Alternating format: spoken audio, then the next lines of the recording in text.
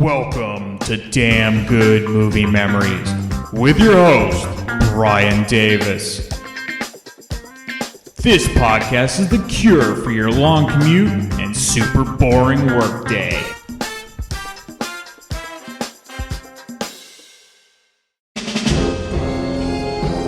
The most brilliant commander in the Soviet Navy. Ramius trained most of their officer corps. He's nearly a legend in the submarine community. The most deadly submarine ever built. This thing could park a couple of hundred warheads off Washington. Nobody'd know a thing about it until it was all over. And once more, we play our dangerous game with our old adversaries, the American Navy. His plan is a mystery. A man with your responsibilities reading about the end of the world. Apparently, he has suffered a kind of nervous breakdown in which he announced his intention to fire his missiles on the United States. We want us to help you hunt him down, kill him. Open the outer doors, firing point procedures. We sail into history. I'm gonna blow him right to Mars. Ramius might be trying to defect. You're just an analyst. What can you possibly know what goes on in his mind? I'll give you 3 days to prove your theory correct. I am not field personnel. I am only an analyst. You're perfect. I'm expendable. He's defecting. You willing to bet your life on that? From the best-selling novel by Tom Clancy. From the director of Die Hard. Give this man a chance. My orders are specific. Battle stations. Sean Connery, Alec Baldwin, James Earl Jones, Scott Glenn, Sam Neill. The Hunt for Red October. Hey there, it's Brian Davis, and for this week's episode, we're going to talk about the movie The Hunt for Red October from 1990. The studio was Paramount Pictures. The release date was March 2nd, 1990. The running time, 135 minutes with a rating of PG. The budget was $30 million, and the box office was a major success, making $122 million, making it the 6th-ranked movie of 1990. Rotten Tomatoes gives it 88% fresh from 69 reviews. The critics' consensus is, it's perfectly cast and packed with suspense. The Hunt for Red October is an old-fashioned submarine thriller with plenty of firepower to spare. Roger Ebert gave it 3.5 out of 4 stars at the time, and here's his review. The movies have one sure way of involving us that never fails. They give us a character who is right and when everyone else is wrong, and then invite us to share his frustration as he tries to talk some sense into the blockheads. In The Hunt for Red October, that character is Jack Ryan, the intelligence man who believes he knows the real reason why a renegade Soviet skipper is trying to run away with a submarine. The skipper's name is Ramius, and he is the most respected man in the Soviet underwater navy. He has trained most of the other captains in the fleet, and now he has been given the controls of an advanced new submarine named Red October, a sub that uses a revolutionary new drive that is faster than any other ship beneath the waves, and almost completely silent. American intelligence tracks the Red October as it leaves its Soviet shipyard, but then the sub seems to disappear. Soon after, the entire Soviet Navy mobilizes itself into a vast cat-and-mouse game in the North Atlantic. The Soviets would like their American counterparts to believe that Ramius is a madman who wants to hide his sub off of the American coast and aim its nuclear missiles at New York or Washington. They ask the U.S. Navy to help them track and destroy the Red October.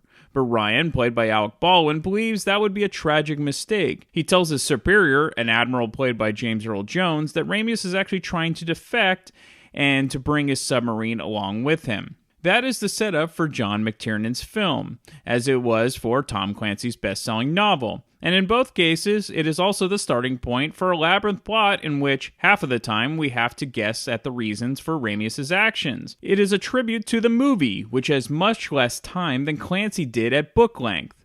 That it allows the plot its full complexity, and yet is never less than clear to the audience. Many military thrillers, especially those set in the Cold War period, rely on stereotyping and large, crude motivations to move their stories along. The Hunt for Red October has more fun by suggesting how easily men can go wrong, how false assumptions can seem seductive, and how enormous consequences can sometimes hang by slender threads. Ryan's knowledge of Ramius' personality, for example, upon which so much depends, is based entirely on one occasion where they dined at the same table. Everything else is simply a series of skilled hunches. McTiernan, whose previous films were Predator and Die Hard, showed a sense of style and timing in those movies, but what he adds in The Hunt for Red October is something of the same detached intelligence that Clancy brought to the novel. Somehow, we feel this is more than a thriller. It's an exercise in military and diplomatic strategy in which the players are all smart enough that we can't take their actions for granted. The Hunt for Red October has more than a dozen important speaking roles, in addition to many more cast members who are crucial for a scene or two. Any film with a cast this large must depend to some extent on typecasting. We couldn't keep the characters straight any other way. What McTiernan does is to typecast without stereotyping. Sean Connery makes a convincing Ramius, and yet, with his barely concealed Scottish accent, he is far from being a typical movie Soviet. Baldwin, as the dogged intelligence officer, has the looks of a leading man, but he dials down his personality. He presents himself as a deck-bound bureaucrat who can't believe he has actually gotten himself into this field exercise. And Scott Glenn, as the commander of a U.S. submarine that finds itself within yards of the silent Red October, is leaner, younger, and has more edge than most of the standard movie skipper types.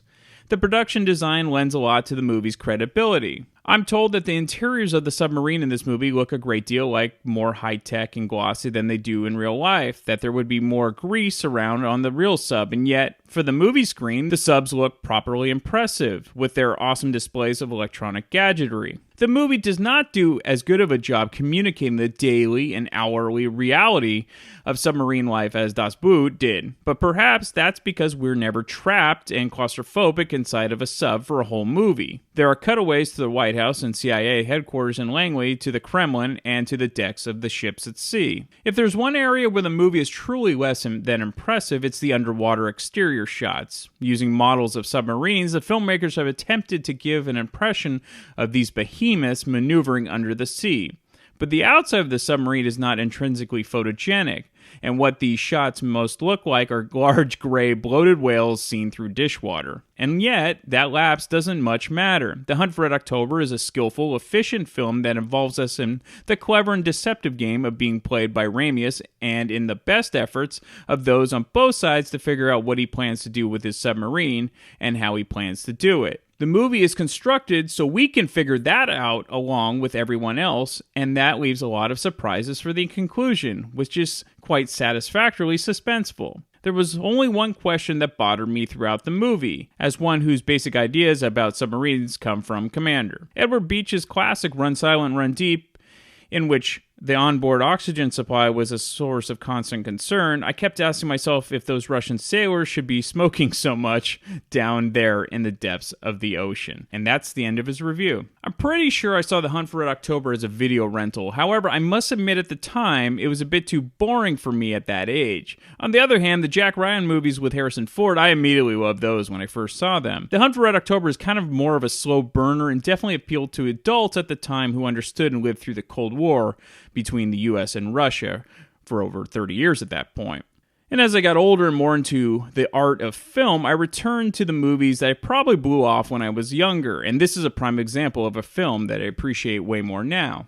Okay, let's get into the main cast. You have Sean Connery, who plays Marco Ramius, and Connery was a film legend at this point in his career, and he was still appearing in terrific films later in his career like The Untouchables and Indiana Jones and the Last Crusade. Without Connery, The Hunt for Red October would fall flat for me. Alec Baldwin plays Jack Ryan, and though Baldwin had been acting since the early 1980s, his real break as lead actor was this film. Prior to playing Jack Ryan, Baldwin appeared in movies like She's Having a Baby, Beetlejuice, Married to the Mob, Working Girl, and Great Balls of Fire. Scott Glenn plays Bart Mancuso, and Glenn had been acting since the late 1960s, but I best remember him as the villain in Urban Cowboy with John Travolta. Some other notable films for Glenn include Apocalypse Now, The Right Stuff, and Silverado. Sam Neill plays Captain Borodin. Neill had been acting since the early 1970s, appearing in a variety of films, but really he's best known for his role in Jurassic Park and The Hunt for Red October.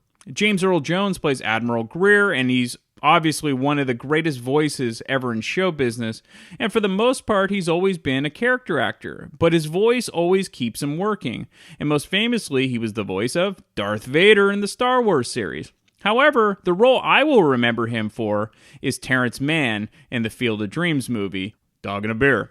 Of course, he's also terrific as Eddie Murphy's father in Coming to America. The director is John McTiernan, and prior to this film, he directed the original Predator from 1987, and then the next year he directed Die Hard. Not a bad run for 3 top-grossing films in a row. Screenwriter was Larry Ferguson, and Ferguson, prior to the Red October, actually wrote the screenplay to another Connery film, Highlander. Next, he wrote Beverly Hills Cop 2, and then went back with Connery again in The Presidio with him and Mark Harmon and Meg Ryan. All right, so let's get into the making of the movie. The novel came out in Europe before it actually came out in the United States. Tom Clancy's books were very popular in the 1980s. The Hunt for Red October was actually Clancy's first published novel, which he sold for only $5,000 to the Naval Institute Press. The book ended up being a huge seller, and Clancy never looked back. Screenwriter Larry Ferguson knew it would be difficult to adapt the novel into a movie due to the scope and size, and then try to reduce it to film. Director John McTiernan had a vision of the film which closely based on the novel. So even though the McTiernan liked Ferguson's screenplay, it had to be adjusted for McTiernan's liking.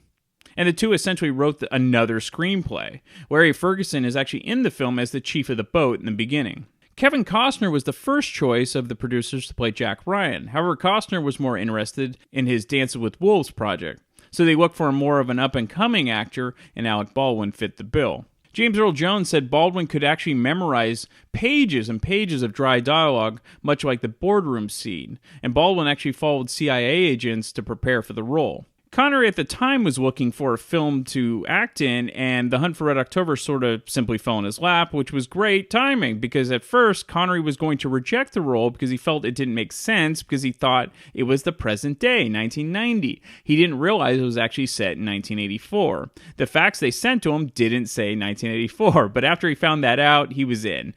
And really, without Connery, the film simply wouldn't work as well. Scott Glenn actually went on a submarine to follow the captain on duty. The captain basically made him equal rank in command so he could feel what it was like to be immersed in a sub while being in charge. And really, this translates to his role. Glenn said the captain never raised his voice, but he had a presence that all the men followed without question.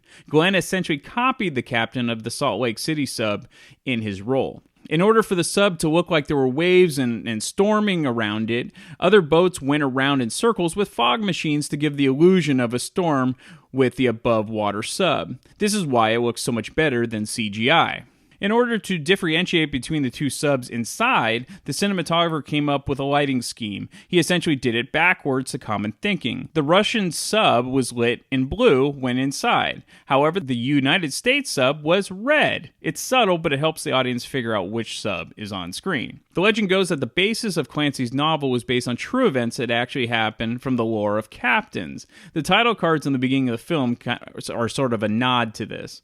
Clancy disagreed with McTiernan about Jack Ryan's wife. McTiernan, in order to explain why Ryan was living in England, gave him an English wife. Clancy never liked this because it wasn't how he originally wrote it.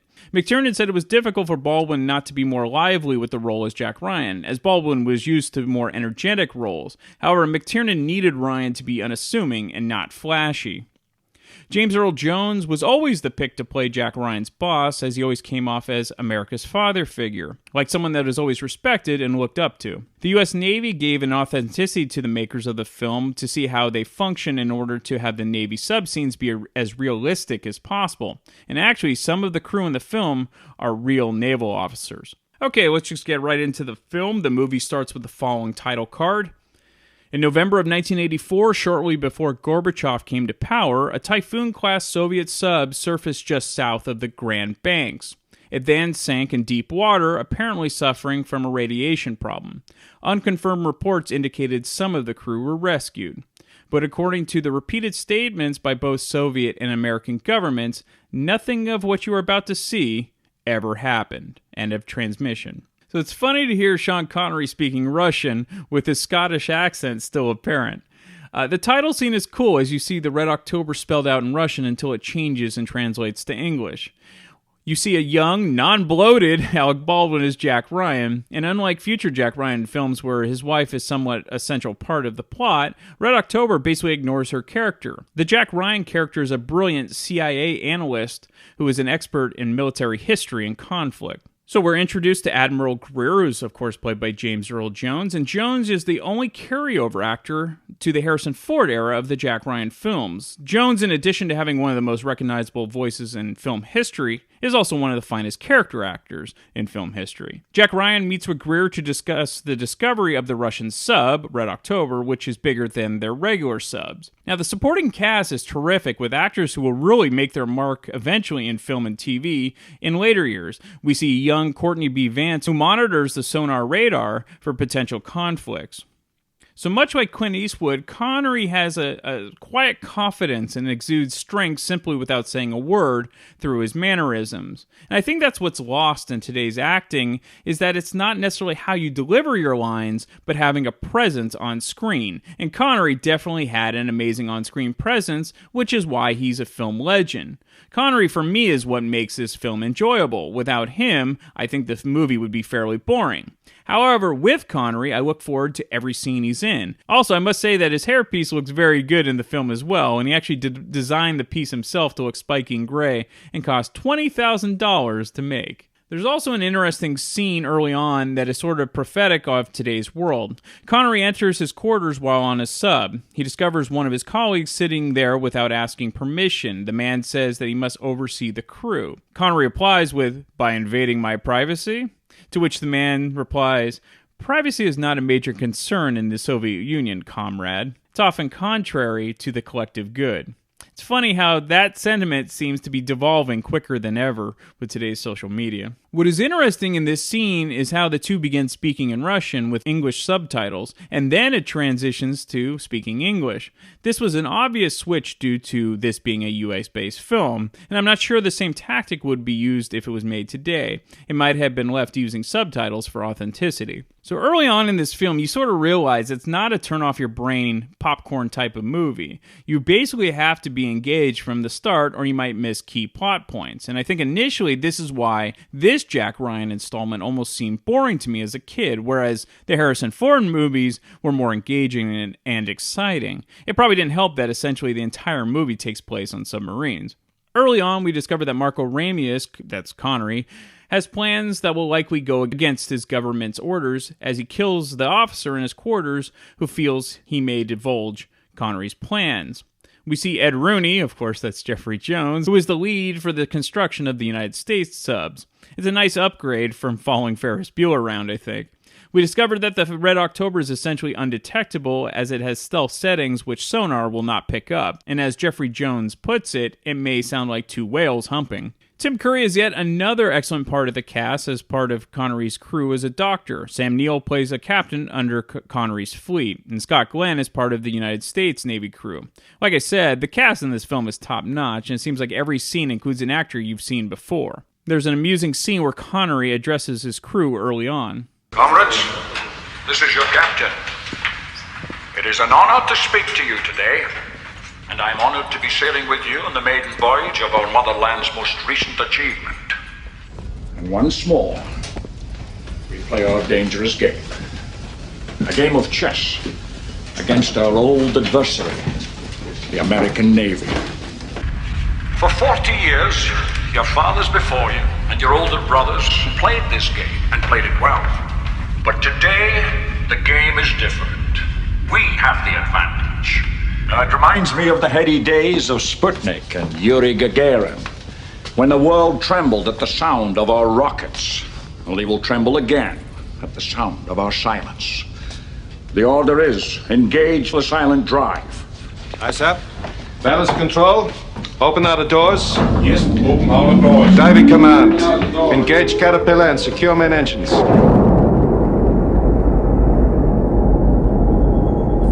Doors opening, Captain. Comrades, our own fleet doesn't know our full potential. They will do everything possible to test us, but they will only test their own embarrassment. We will leave our fleet behind. We will pass through the American patrols, past their sonar nets, and lay off their largest city and listen to their rock and roll while we conduct missile drills. And when we are finished, the only sound they will hear is our laughter. While we sail to Havana, where the sun is warm and and so is the comradeship. Cryogenic plant coming online, Captain. A great day, comrades. We sail into history. Союзный России республик свободных Caterpillar engaging. Намикая Русь. Caterpillar engaging, Captain.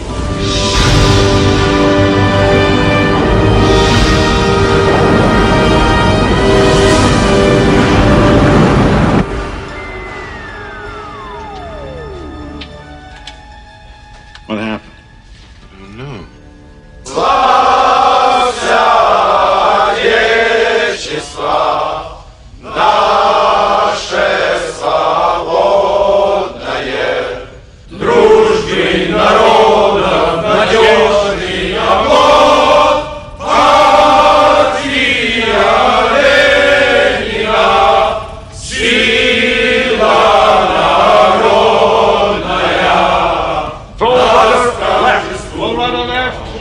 Navigator, new course 250.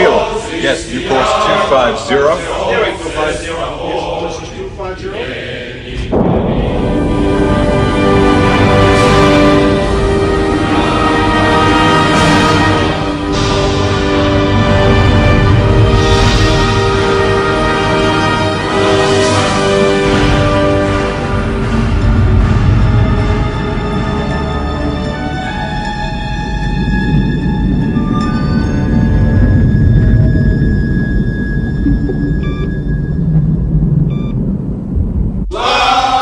Sonar contact, Captain. Fourth quarter. Lost aboard. American, Los Angeles class. American, Captain. Course 310. Is the American turning to follow us? No, Captain. American is continuing in his original course. He's continuing northwest. He can't hear us. Singing.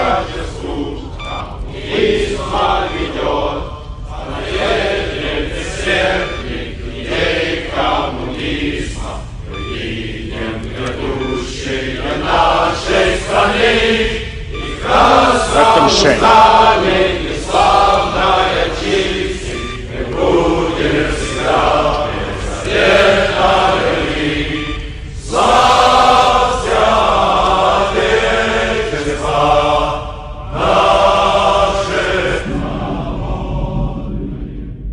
So the Red October was named after the October Revolution of 1917. It's 600 feet long, 32,000 tons, same as the size of a World War II aircraft carrier. The U.S. had been following the Red October until it lost its detection, and this is what is causing panic for the U.S. government. The Red October could be a threat since it is no longer detectable. Essentially, this is the main plot of the film. The U.S. is hunting for the Red October. Now, this could have just been an exercise for Red October, but if it isn't, it could start a war. Reports have come in from U.S. intelligence that Connery has gone rogue and the Soviets have been instructed to sink the ship. The U.S. fears that if he has gone rogue, it could be to attack the United States, which means panic time. You son of a bitch! You wish to add something to our discussion, Dr. Ryan? Well, sir, I was just thinking that perhaps there's another possibility we might consider. Ramius might be trying to defect. Do you mean to suggest that this man has Proceed, Mr. Ryan. Well, Ramius trained most of their officer corps, which would put him in a position to select men willing to help him. And he's not Russian. He's Lithuanian by birth, raised by his paternal grandfather, a fisherman. And he has no children, no ties to leave behind. And today is the first anniversary of his wife's death. Oh, come on. You're just an analyst. What can you possibly know what goes on in this mine? I know Ramius, General. He's nearly a legend in the submarine community. He's been a maverick his entire career. I actually met him once at an embassy dinner. Have you ever met Captain Ramius, General? You slammed the door on the general pretty hard, Jack. That was not my intention, sir. Oh, yes, it was. He was patronizing you, and you stomped on him. My opinion, he deserved it. Listen, I'm a politician, which means I'm a cheat and a liar. And when I'm not kissing babies, I'm stealing their lollipops. But it also means that I keep my options open. So, let's assume for a minute that you're right, and this Russian intends to defect. What do you suggest we do about it? We definitely grabbed the boat, sir. Hey, wait a minute. We're not talking about some stray pilot with a MiG. We're talking about several $1 billion worth of Soviet state property. They're gonna want it back. Maybe it's enough then just to get some people on board and inspect it. Call it whatever you want to, a Coast Guard safety inspection. So, how do we proceed? Well, first we would need to contact the commanders in the Atlantic directly. The Russians get one whiff of this through the regular communication circuits, the game is up. Second, we need to figure out what can we do to help them. We need to devise a plan to intercede, ready to go at a moment's notice.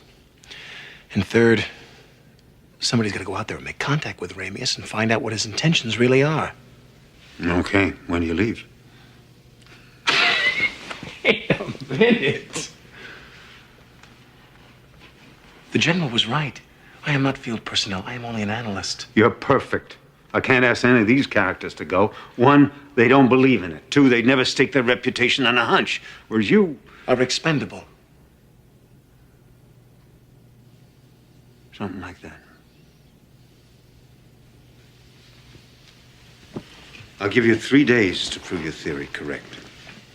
After that, we'll have to hunt down Ramius and destroy him. What are you doing? That was a great scene with another great character actor, Richard Jordan. This Jack Ryan movie is interesting in the sense that the real main character is Sean Connery and not Jack Ryan, and Alec Baldwin is definitely overshadowed by Connery by design. This makes sense since Baldwin was a relatively new actor while Connery was already a legend. Future movies, of course, centered on Jack Ryan, and it's interesting that the series needed a much bigger name to take over the helm instead of using Baldwin again. Though Baldwin was much better than, say, Ben Affleck, with the knack of weakening all franchises. Just see Batman and Daredevil. The dinner scene with the Russian fleet really highlights Connery and Sam Neill. Since the scene took a day to film, Connery basically had to eat all day, and so he chose the meal of cucumbers and onions all the way through. Woof. Before we begin, Captain, I'd like to know exactly what happened to Putin.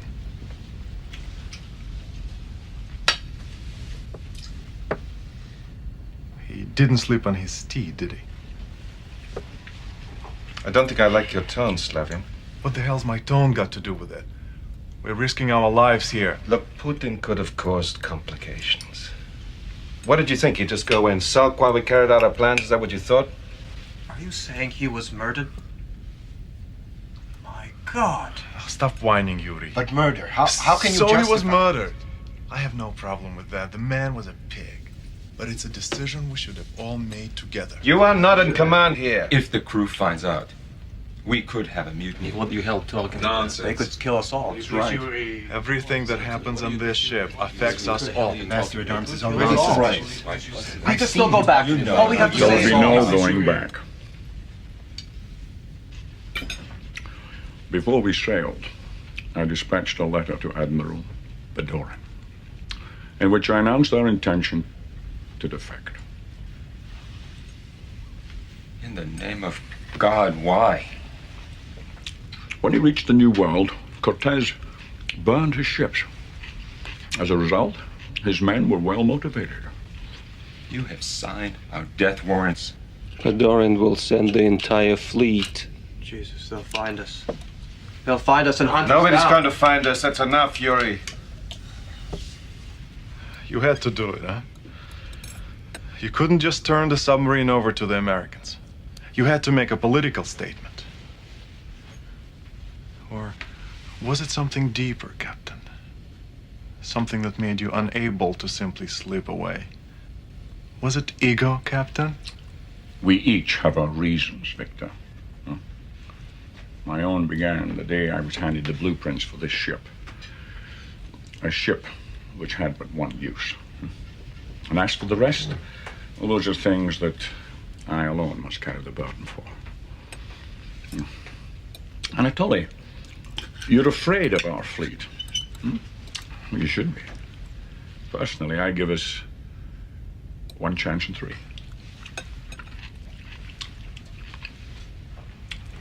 And more tea, anyway. No? And you may report back to your post.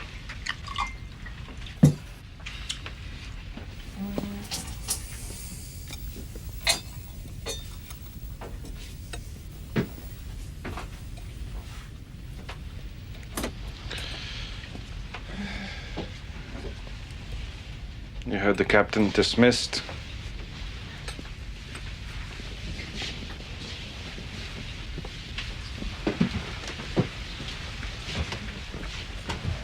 Captain?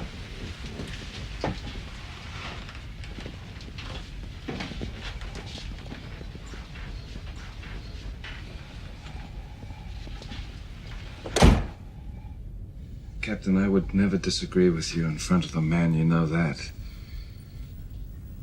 But in this case, Victor is right. It would have been better if you had not informed Moscow. And then you get yet another great character actor, Fred Thompson. It's really interesting, the Jack Ryan backstory from Fred Thompson to give Ryan credit with his commanders. Certifiable. And no matter what his credentials, I don't care for him wearing the uniform. You see that ring on his finger? The Academy, class of 72, a Marine. You're kidding. How did you... Greer told me. Summer of his 3rd year, he went down in a chopper accident in the Med. Bad. Pilot and crew killed. That kid spent 10 months in traction and another year learning to walk again. Did his 4th year from the hospital. Now, it's up to you, Charlie, but you might consider cutting the kid a little slack. Russians gonna find that sub before we get near it anyway. To be honest, I'm sort of shocked that this film did so well at the box office. Yes, I agree, the star power is great. However, it's not really an action spy thriller. It's very deliberate in pacing, it's full of dialogue, it's really a slow burner. And I think if it was released today, it would flop because today's ADD film consumer just wouldn't stand for such little action. It's sad, actually. Part of this might simply be there's more options available due to the internet and so many more ways to consume media compared to 30 years ago. Essentially, the final hour of the film is the cat and mouse game between Baldwin and Connery, with Baldwin attempting to get in the head of Connery to figure out what his moves will be and to avoid a potential military strike that just seems inevitable. Baldwin is fine in his role, but again, he's no match for Connery. There's an amusing scene with Connery and Neil with them discussing living in America. No, I don't mean James Brown's Rocky IV song. Then I will live in Montana. And I will marry a round American woman and raise rabbits. And she will cook them for me. And I will have a pickup truck. Or possibly even a recreational vehicle. And drive from state to state. Do they let you do that? Yes. No papers? No papers. State to state. All right, commence your turn.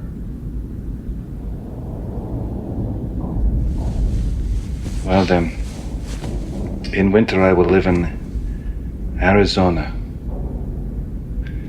Actually, I think I will need 2 wives. Oh, at least.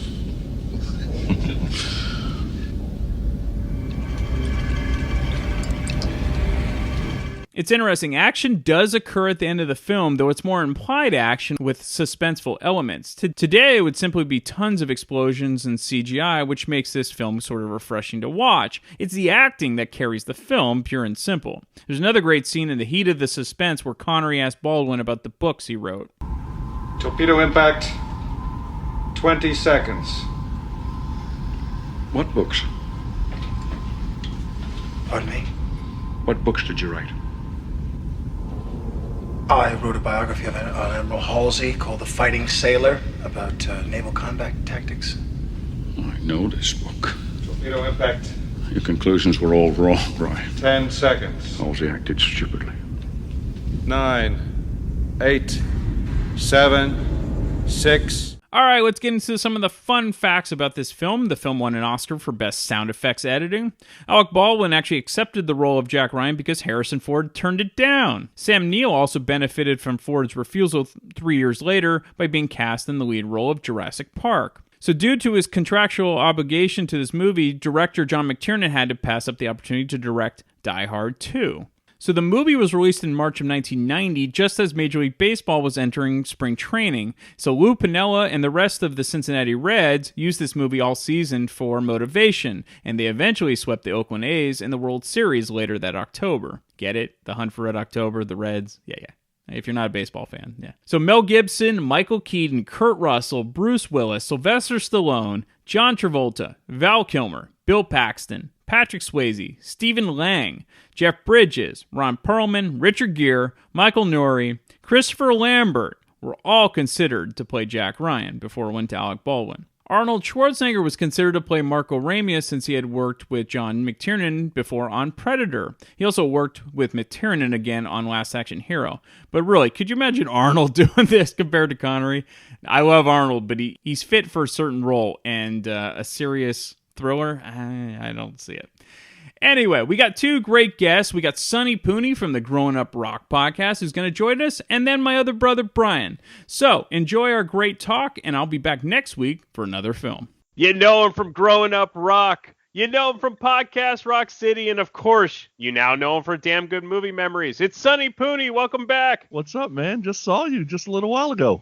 Oh, Rockin' Pod Expo. It's always the best, and yeah, I got to see everyone. That's always a great time. How was your Rockin' Pod, and who did you guys get to interview? We didn't interview that many people this year. We only interviewed Jason Beeler and Brian Forsythe for Growing Up Rock. For Podcast Rock City, we talked to the Rock and Roll Residency guys, talked to Michael Sweet. I think we talked to Elfson for a minute. There was a bunch of people we did a Podcast Rock City, but Growing Up Rock, we made a mistake the year prior trying to interview like 20 people. Right. And it was like, you know what? It's noisy anyway. Just get everybody's name and number and make the connection, and then we'll just connect with them later and do a full interview.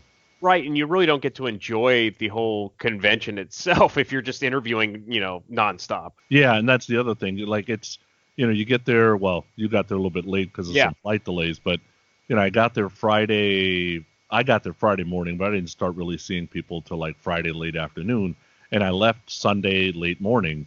And you would think that, you get 36 to 48 hours there, that's plenty. The problem is you never see these people. No. And you never see the listeners, and you never get to really interact with them face to face. So that 36 to 48 hours isn't long enough. Yeah, exactly. Isn't Brian Forsythe such a cool guy? I mean, the Rock and Metal Combat Podcast guys actually let me co-interview him because Ralph wasn't a big Kicks fan, and he was a lot of fun to talk to. Yeah, he looks like he could step into the Stones or the Faces. Oh. I mean, like 60s, late 60s, early 70s is like oozing out of that guy. Totally. I love his guitar tone too, and Jason Beeler's hilarious too. Yeah, we had some great artists and guests. It was a really good time. Yeah, awesome. Well, we're going to talk movies, and one of the movies that I always give people a laundry list and have them pick what they're interested in, and you immediately went to The Hunt for Red October from 1990. Did you see this when it first came out, or was this just something where you had read the book, or how did you discover this movie? Oh, yeah, I barely know how to read. Like, I don't like reading. I've read maybe a total of 4 books my entire life. Okay, so and I need to know the 4 books now. I think one was a Garfield book. One was Mein Kampf. Remember that movie? Oh, remember that book? Oh, yeah, Hitler. Yeah, there was something about World War II that intrigued me. Uh-huh. Paul Stanley's book. Okay. And then I Am Third by Gail Sayers. That's the only books I've ever read. That is quite the 4, man. No rhyme or reason there. All right, so I'm not even gonna ask you about Tom Clancy and the book and everything. Yeah. How did you discover the movie? Well, this movie came out when I was 21 years old, so I saw it at the theater with a friend. I'm not really into military type movies, but a couple of friends had told me, Sonny, this isn't really military. It's more strategy than it is military. Right. And I'm a huge Stratego Risk board game fan, so I was like, oh, I'll check that out. That sounds cool. And that's exactly what this movie is. If anything, it's not a ton of action compared to future Jack Ryan movies. Yeah, absolutely. And I like the future ones too. I didn't like that they didn't keep the same actors. That kind of bugged me a little bit. I wish they would have been able to do that. Like the Bourne series, just kind of strayed a little bit, but for most part, it's all the same. But they're all good movies. Yeah, and really the only actor that carried over was James Earl Jones playing Admiral Greer. Yeah, he's got nothing better to do but cameos in these little parts, right? Yeah, exactly. So we'll just get right into the cast. How did you like Alec Baldwin as Jack Ryan? Oh, man, does he look young, right? I just saw it last week. I'm like, oh, my God, he looks so young. I know, and thin. He was in Beetlejuice. He was in Working Girl. Oh, yeah, I love Beetlejuice. So Yeah. But he's definitely a lot thinner. He's always had his hair. I like that, today he's kind of portrayed as like a comedic guy. But in this, that does not really come out at all in this movie. And I kind of like that. I like that it was a more serious role. And he played it well, I thought. Oh, definitely. If anything, he's kind of underused. This is definitely a Sean Connery vehicle. Yeah, did you think it was weird that it's supposed to be a Russian American type thing, but you got Belgian actors, English actors, Russian actors, Scottish actors? It's like, just everybody's deemed Russian? Like, this is Europe versus U.S., really. Oh, yeah, and they weren't even trying with Connery's accent. I think they just let him do what he wants. And that's whatever Sean Connery's in, I pretty much enjoy. And he really does carry this film. Yeah, he's kind of veered off films for a little bit. But, I've got 4 or 5 movies that he's done that I absolutely love. So. Yeah, absolutely. I think this definitely makes it. It's interesting because I think if this movie was made today, I think they would have probably kept in the Russian dialogue. I think they would have, done subtitles or something like that. But they pretty much they do in the beginning, and then they go right back in, and they transition into English. I love the way they transitioned that. How it kind of zoomed in and then transitioned from subtitles to English. I really have never seen that in a movie. Yeah, it was really it was really well done. Yeah. So in addition to Connery and Baldwin, you had Scott Glenn, who plays the captain, on that particular vessel, and Sam Neill, and you get Tim Curry in a small bit role, Courtney B. Vance in a very early role, Jeffrey Jones. So it's really a great cast. Yeah, I would say out of all the characters, Scott Glenn as Mancuso is my favorite because there's a no nonsense. I mean, it would, as an American citizen, right? That's the exact guy I want running my submarine. Exactly. And he actually, I did a little bit of research on this. He had an actual captain that he followed, and he had full access to the entire ship, and the seaman had to actually follow his orders. He was instructed to, so he could get a full feel of running a ship and things like that. And it totally paid off because you can see that in his role. Yeah, and Courtney Vance, I like his role too. I've only really seen him in one other movie, maybe 2. I think I've seen him in 2 other movies.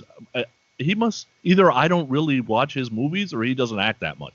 Well, and he was brilliant. He played Johnny Cochran in the OJ. Oh, yeah. That's right, the TV thing. I did watch. I was wondering. I'm like, I've seen him on TV, but I couldn't place what it was. You're absolutely right. Yeah, that was awesome. Oh, American Crime Story. It's terrific. He's also he's in a lot of stuff actually, but he was really he deserved to win an Emmy for his portrayal as that. He was also in Law and Order. I think he was in Criminal Intent too.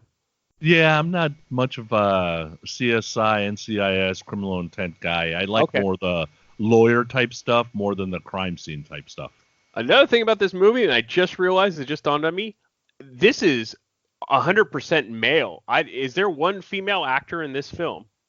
You see Jack Ryan's wife for about 2 seconds at the front of the movie.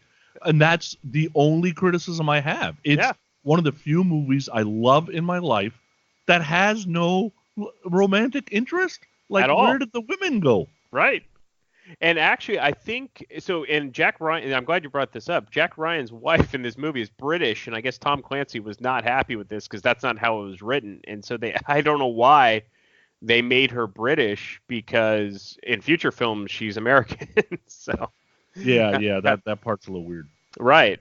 So you saw it back in the day. Is this something you revisit once a year, or is it every few years? And obviously, does it hold up for you today? It definitely holds up for me today. Even though the movie's now 29 years old. Yeah. Man, it doesn't feel it. And it was done well to where, and maybe it's because a lot of the scenes are kind of dark anyway, because they're trying to create this submarine culture that you don't feel the age of the movie. Mm-hmm. I watch it anytime it's on cable because I still haven't cut the cord. I'm still a cable guy. Yeah. I just said I'm a cable guy. That was a little weird. But anyway, so I still watch it anytime it comes on, and this is one of those movies that I've seen so many times. It can be 36 minutes in. I know exactly where I am, pick it up, no problem, and it can be like background noise for whatever else I'm doing. But I probably see it at least once a year, if not more, because it's constantly on cable. Mm-hmm. And then what, in the scheme of all the Jack Ryan movies, I'm assuming you've seen them all, where does this rank for you? Oh, I'd say this one in Clear and Present Danger is probably tied for the top spot. Okay, cool. Yeah. Well, as always, Sonny, thank you so much, and we'll have you back on soon. All right, thanks, man. All right, we're back with my other brother, Brian. How you doing, Brian? Pretty good. How are you? Good. Long time no talk, and Yeah. we had been planning on doing this one for a while, and we were finally connected. We're on the ship, like the guys in the movie. The ship is launched, yeah. Exactly. And we're going to talk about 1990s, The Hunt for Red October. Now, did you see this as a kid in the theater, or was this something yeah. Yo, cool. Oh, yeah. I was trying to remember if I watched it on opening weekend or not. I think it was pretty darn close to that because I was pretty excited to see it. Did you read the original novel? I did, but it was well after the fact, like probably a couple of years after after I watched the movie. And I was reluctant because I had done that in the past where I watched the movie then read the book, and it was hard to just like keep interest in the book if you're familiar with the material and you kind of know the ending. So sure. But I felt like the movie and book were pretty close, and the book actually had a little bit more to it in some cases that enhanced the story, but especially the ending. But generally, like the whole, like the when you A to Z, it was kind of like, it kind of starts and ends up in the same place. So I felt like it was a faithful adaptation for sure. Mm-hmm. I guess in the book he didn't have a British wife, which I guess Clancy never liked that about the movie. But you don't really see a wife. I read that her scenes was played by Gates McFadden, by the way, who was Dr. Crusher on Star Trek. She I think one of her scenes got cut, and there was I don't know if there was ever a DVD release with the deleted scenes or not, but like my old DVD copy doesn't have anything on it.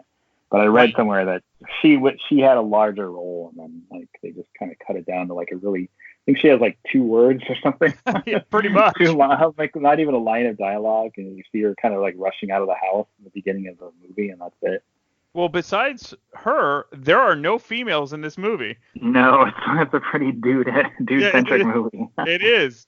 It's a sausage fest. So I don't know. Maybe they did that, or maybe they cut her out on purpose to keep the continuity of an all-guy film. But it is kind of interesting when you think about it. Yeah, I think it probably could have benefited with having I guess they showed his connection to his daughter in the beginning. And sure. Thing with the teddy bear. Or there's something at the beginning about her wanting them to like buy her a baby brother or something like that, and he says we'll get her a bear instead or something like that. So I mean, there was like to add some character depth to Jack Ryan, like he's got a family at home, but yeah, it was very minimal, that part, and yeah, there's like basically no women in the movie. So when you saw it in the theater, did you immediately like it, or was this kind of a slow burner for you? I immediately liked it. I don't know what it was about, like why I was excited to see it. I think I liked Sean Connery a lot, James Bond, and I liked him in Highlander. Indiana Jones. Yeah, I don't know if I've seen Highlander at the time, but I have since then seen that. Yeah, I don't know. I mean, I think he's a good actor. I mean, he was also an incredible jerk, apparently. I think he came into this movie wearing a head, like a hairpiece that had a ponytail to it. Right. And he was really insistent about wearing it, and the director was fuming, and then like basically the crew started laughing at him. Like the cinematographer and some of the other guys were just making fun of the ponytail, and so Exactly. Connery got upset enough that he decided to take it off and went with a more standard hairpiece. That's right. And actually, I think he ended up picking the kind of the spiky version of what he ended up going with, and that looked a lot better. Yeah, for sure.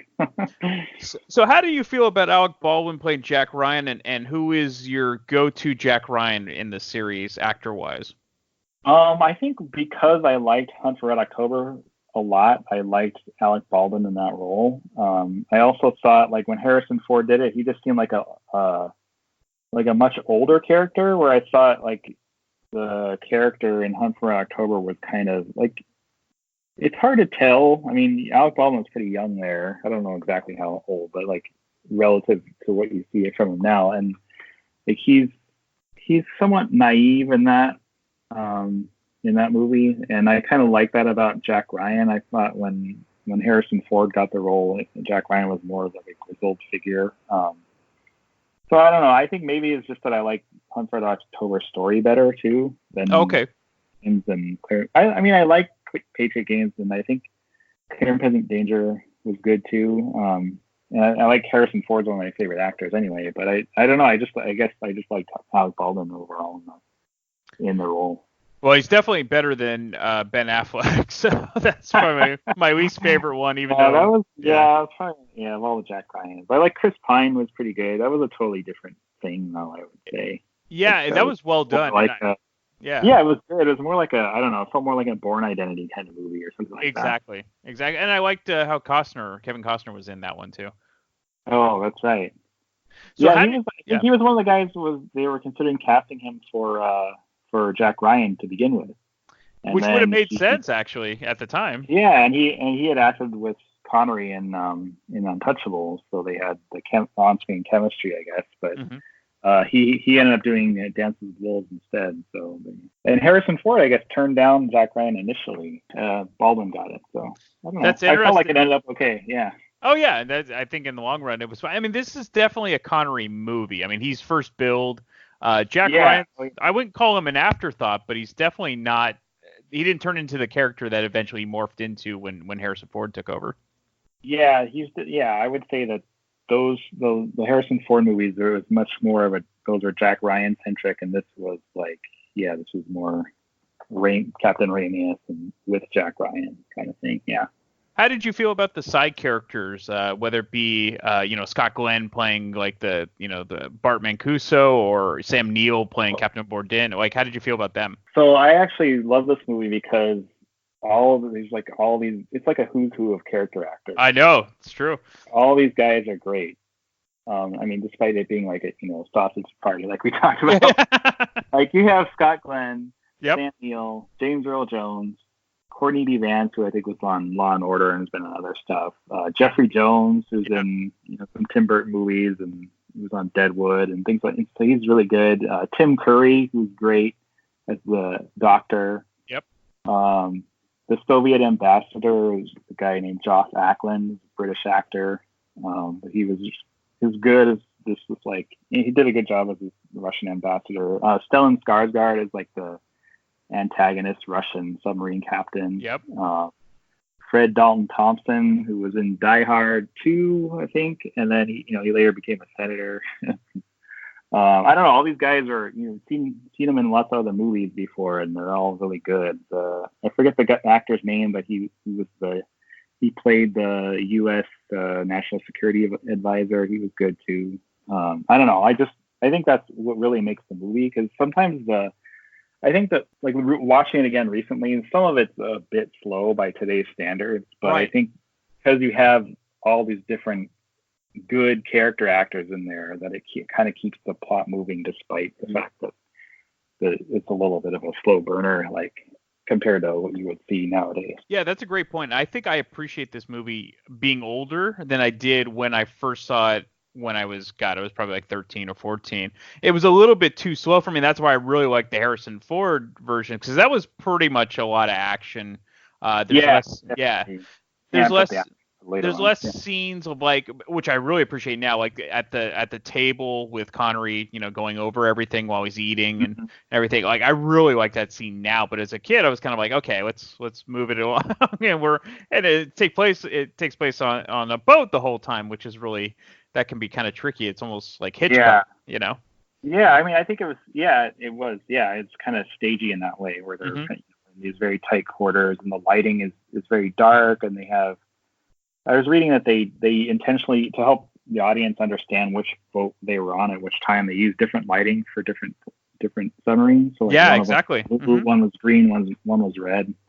So I don't know. It was just interesting how they lit the movie and how it's kind of, I don't know. I mean, everything is about it's really intense, and sometimes, I don't know, maybe it's over the top, but then like what they're dealing with is like a super serious incident where it's like potentially someone is going to launch a bunch of nukes. So right, I guess it has to have some gravity, and like it's just kind of funny because like you could just like a lot of the ways they convey like the stress of the movie is just like how deeply some of the characters like puff on a cigarette. Right. The most extreme like drags on a cigarette that you'll see in movies. It's kind of funny. Well, that's kind of like old school Hollywood. It was kind of like almost like stage play acting. Yeah, exactly. Which I miss. I miss stuff like that because that's why I really liked. I'm going to go off on a little bit of a tangent. Have you seen Once Upon a Time in Hollywood yet? Yes, I have. I loved it actually. Yeah, and I really liked how it was kind of like an old school talkie film. That's yeah. That I really missed that. It didn't need the action. It was just kind of something you lived in for a while. It was good. Definitely, and this movie The Hunt for Red October actually did really well, which I was surprised how well it did, considering it really wasn't. It was more of a thriller than a straight up action film. Yeah, I think I don't remember. It's hard to remember back at the time. I think I went in expecting it to be a thriller, and I wasn't expecting an action movie. Although, I guess like even like the U.S. Navy helps they participated in helping like train actors on how to like operate a submarine or pretend to operate a submarine. So they were thinking about it as like another way to like get recruits the way Top Gun did. But I don't yes, that kind of movie at all. Much more a thriller, and I think because I was expecting that going in, I wasn't expecting as much action as like even like Crimson Tide, which is a pretty similar movie in a lot of ways. I would say it had more action to it than Hunt for Red October. Yeah, definitely. So how would this rank? I think you would. This is your favorite, but of all the movies, how would you rank them all of all the Jack Ryan movies? Jack Ryan, I would still think this one is my top. And for some reason, like Patriot Games and Clear and Present Danger run together in my mind, so I can't tell which one of those two I like better. I think at the time I like Clear and Present Danger better, but I don't. Which one had Willem Dafoe in it? That was the second one, so Clear and Present Danger. Yeah. I think I like that one a little better. It's been a really long time since I've seen either of those two. And I like the Chris Pine one pretty well, Jack Ryan, and then the last is Sum of All Fears, which I didn't think was a terrible movie. I just wasn't like sold on Ben Affleck. Exactly. So, Morgan Freeman. Yes. Yeah, exactly. Like thank God for him. So otherwise, a total bust. Yeah. I never wanted to see it. I didn't want to see it in the theater, and then I remember watching it on video. I'm like, well, this wasn't so bad, but they went. Yeah. Did you ever watch the Amazon series that they have for him? For Jack Ryan? No, I haven't seen that yet. Yeah, I was thinking of watching it soon because I saw the second season came out. Right, because it's John Krasinski, right? Yeah. Is that good? You like it? I have to watch it too. So okay. There's so much stuff on TV now. It's like I know I can't movie. Can't keep up. Yeah. I can't either. And Samantha keeps recommending all these shows that are all great. So I just finished Mindhunter. So yeah. Oh yeah, I got to see that. I don't know. I just don't have time to watch TV. I know. It's tough. I know. Eventually, this is probably morph into a TV podcast, but that's all right. Yeah. So do you have any other submarine movies that you particularly like? Oh God. Yeah. Well, I don't know. It's not a submarine movie, but it's a ship movie, Mr. Roberts. Oh, I haven't seen that. Is that an old movie? Yeah, it is. It's kind of like a comedy / drama, and you got James Cagney and Henry Fonda, and God, who else is in it? But a lot of it's a great cast. I think it came out in 1960. or 1955. So let's see who's in it. Henry Fonda, William Powell's in it, and Jack Lemmon. So I think you'd really like it. So Henry Fonda, James Cagney, William Powell, Jack Lemmon. It sounds like a really good cast. Yeah. Yeah, it's a little bit long. Like it's a little over 2 hours, but no, it takes place during World War II, and they're just kind of getting over. It's towards the end of World War II, so they're trying to wrap up. But it's really well done because Cagney plays this like tyrannical ship leader, so they all kind of join together to go against him, sort of. Yeah. It's kind of like Mutiny on the Bounty, I guess. But, yeah, exactly. Except with humor. So. Yeah. Okay. Cool. Or the King Mutiny. Yeah. I actually did. So actually, I'm really into submarine movies, and some of my friends were back a while ago, like in the early 2000s. So we actually did like a marathon of a bunch of them. We watched Hunt for Red October, the Das Boot. Oh yeah. Long, but it's good. It's just like it's incredibly long and kind of. I can't believe we watched all these in one day. I think we were just like younger. It was easier to do.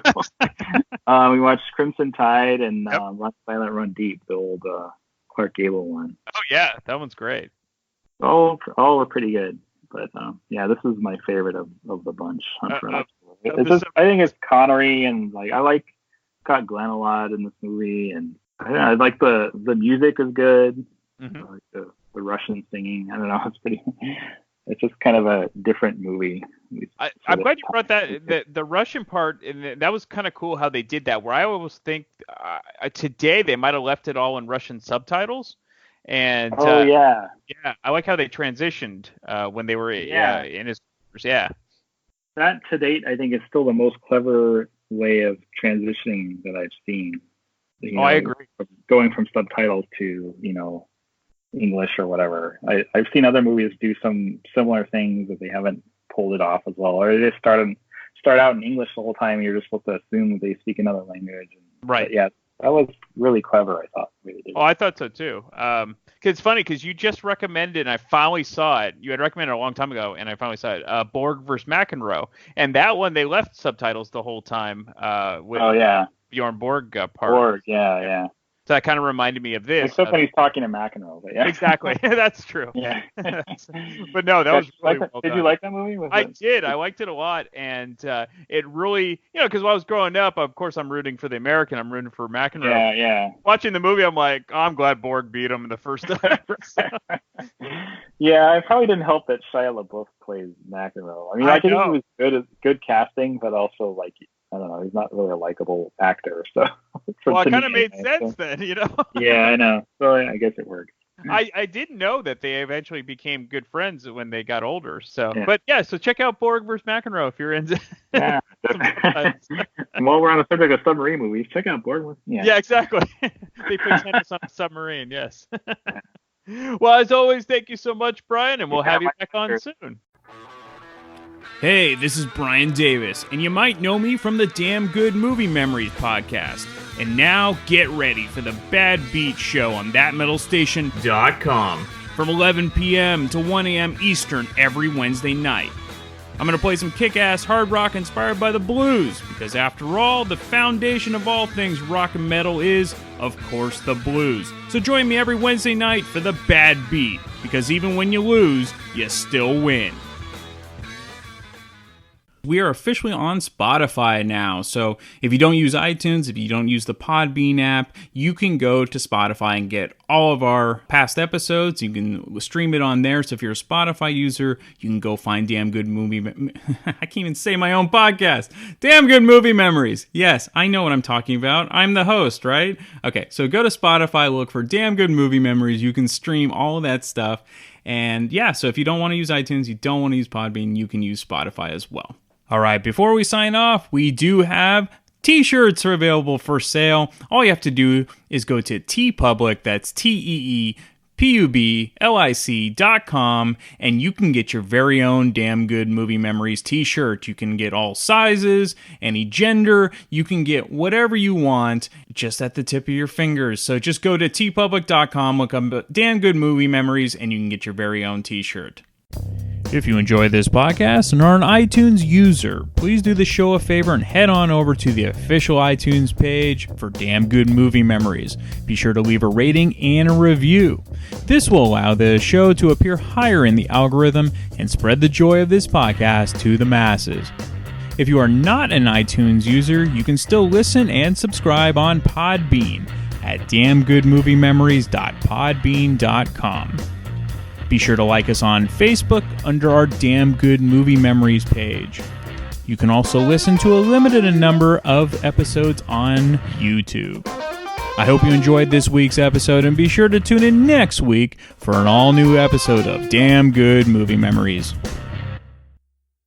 I am Dr. Fuck. And I'm the Absolute Alcoholic. And we are part of the Rock and Metal Combat Podcast. We are the Rock and Metal Combat Podcast. That's right. And the way you can check us out is we are on iTunes and also Podbean. And we forgot a review recently. I got this review right here. It says right here, it says, Rock and Metal Combat Podcast is the greatest podcast in the world, and it's my number one podcast, signed by Science. Now, and then Science also says... Science also said... My second favorite podcast is It Doesn't Matter, the rest suck. Rock and Metal Combat Podcast on iTunes and Podbean. Check it out. Science! Are you ready for the hottest new podcast out there? Check out the Vieira Vault, featuring none other than Dr. Fuck Ralph Vieira. You will hear personal stories and personal songs from the vault. There ain't nothing else like it. The one, the only, the original Vieira Vault on Podbean, Stitcher.com, and iTunes. Spreaker. God damn it.